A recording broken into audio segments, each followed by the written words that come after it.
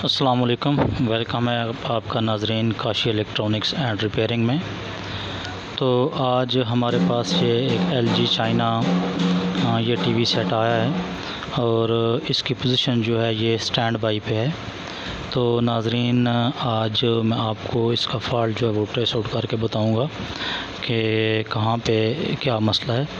तो नाजरीन ये आप देख सकते हैं कि ये वोल्टेज जो है ये 110 वोल्ट ये भी इसके मुकम्मल हैं और उसके बाद इसके जो है वर्टिकल के वोल्ट जो हैं 25 वो भी बिल्कुल करेक्ट एक्यूरेट इसके वोल्टेज हैं।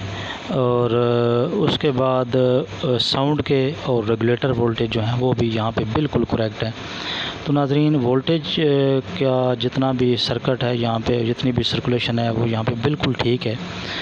तो फिर भी उसके बाद भी जो है वो सेट जो है स्टैंड बाई से नहीं हट रहा, असलेट नहीं हो रहा। रिमोट से भी कोशिश करके देखी है, उसके बाद कीज़ भी प्रेस करके हमने इसको चेक किया है, लेकिन ये स्टैंड बाई जो है ये स्टैंड बाई को नहीं छोड़ रहा। तो नाजरीन आजकल जो है यहाँ पे बहुत ज़्यादा वीडियो जो हैं यूट्यूब पे पड़ी हुई हैं जिनमें वो ज़्यादातर सप्लाई का फॉल्ट बताते हैं कैपेसिटर का। लेकिन नाजरीन यहाँ पे ऐसा कुछ नहीं है, ये कैपेसिटर भी बिल्कुल ठीक है, सप्लाई भी इसकी बिल्कुल ओके है, लेकिन उसके बावजूद जो है वो ये सेट जो है ये ऑन पोजीशन पे नहीं जा रहा।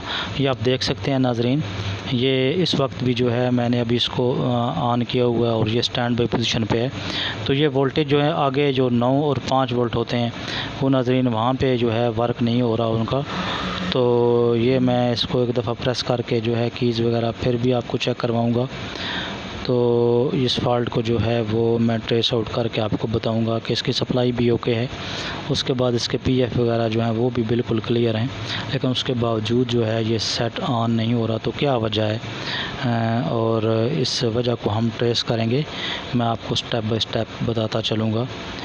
हमारी इस वीडियो को मुकम्मल तौर पर देखें, आखिर तक देखें, तो इंशाल्लाह आपको इस फॉल्ट की जो है वो कम्प्लीटली समझ आ जाएगी।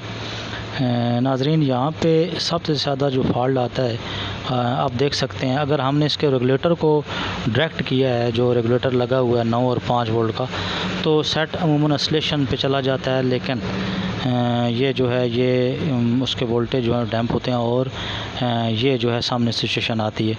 तो सबसे पहले जो है आप इस सेट की जो है वो आप देख लें लूजिंग जो है वो कहाँ पे है, और इस लूजिंग को जो है आपने सबसे पहले क्लियर करना है। सबसे पहले मेन IC को आप देख लें, उसके बाद हॉरिजॉन्टल सेक्शन का जो है जो FBT के आसपास का जो हिस्सा है वहाँ पे आपने जो है ना लूजिंग जो है उसको क्लियर करना है, क्योंकि जो है ये हीट अप हो के जो टांका है ये जो है ना अपनी जगह छोड़ देता है। तो ये भी बहुत ज़्यादा जो है इफ़ेक्ट आता है इनमें।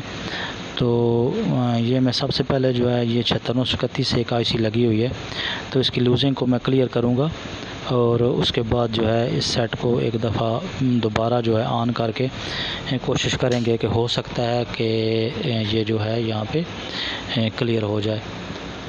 तो नाजरीन आप देख सकते हैं मैं इसकी IC को जो है रीसोल्ड कर रहा हूँ और उसके बाद जो है मैं सेट को ऑन करूँगा। तो नाजरीन बहुत ज़्यादा जो है ये फॉल्ट नमी की वजह से भी आते हैं, यहाँ पे रीसोल्ड करना लाजमी होता है। आप देख लें कि सेट की क्या कंडीशन है। वैसे तो ये सर्किट आप देख सकते हैं कि बिल्कुल नया है, तो इसमें कोई ऐसा फॉल्ट नहीं आ रहा है, इसकी सप्लाई भी बिल्कुल क्लियर है। और उसके बाद वो जो PF वगैरह का फॉल्ट जो आता है वो भी यहाँ पे बिल्कुल नहीं है, वो भी क्लियर है, उसको भी चेक किया गया है। और उसके बाद जो कैपेसिटर वगैरह का मतलब बहुत सी वीडियो आजकल अपलोड हुई हैं कि कैपेसिटर वगैरह का फॉल्ट है और लेट स्टार्ट है और जब वो कैपेसिटर चार्ज होगा तो फिर, तो नाजरीन वो फॉल्ट भी नहीं है यहाँ पे। तो इस वीडियो को आप देखते रहें और इंशाल्लाह आपको इस फॉल्ट का जो है वो क्लियर होगा कि हमने किस चीज़ में ये फॉल्ट निकाला है। तो हम उम्मीद करते हैं कि हमारी ये वीडियो जो है आपको पसंद आएगी और ये फॉल्ट जो है हम आपके सामने जो ट्रेस आउट करके आपको बता रहे हैं।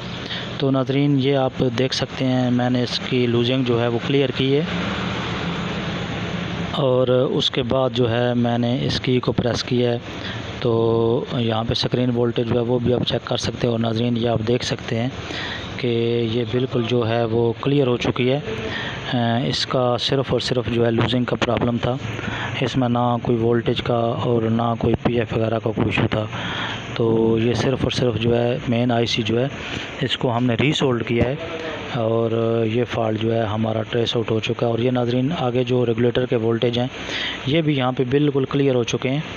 तो वो भी मैं आपको बता रहा हूँ। ये आप देख सकते हैं ये 9 वोल्ट भी हैं और ये आप देख सकते हैं 9 वोल्ट और उसके बाद जो है 5 वोल्ट भी आप नाज़रीन देख सकते हैं। ये 5 वोल्ट भी बिल्कुल क्लियर है।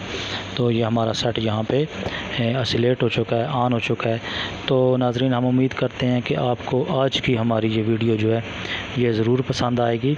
हमारी वीडियो को लाइक, सब्सक्राइब और शेयर ज़रूर कीजिएगा और हमें जो है अपने कमेंट्स में ज़रूर बताइएगा कि आपको हमारी ये आज की वीडियो कैसी लगी है। और ये फ़ॉल्ट जो है हमने ट्रेस आउट करके जो आपको बताया है लूजिंग का, तो ये आप तक हमने बिल्कुल जो है ना सही 100% पहुंचा दी है। तो हम उम्मीद करते हैं कि आपको हमारी ये वीडियो पसंद आएगी। मैं दोबारा जो है नाज़रीन इसको ऑन करके और की प्रेस करके जो है आपको बता रहा हूँ। और ये सेट तो आप देख सकते हैं कि यहाँ पे बिल्कुल क्लियर है। हम उम्मीद करते हैं कि आप हमारी इस वीडियो को लाइक और सब्सक्राइब ज़रूर करेंगे। बहुत मेहरबानी, शुक्रिया, अल्लाह हाफ़िज़।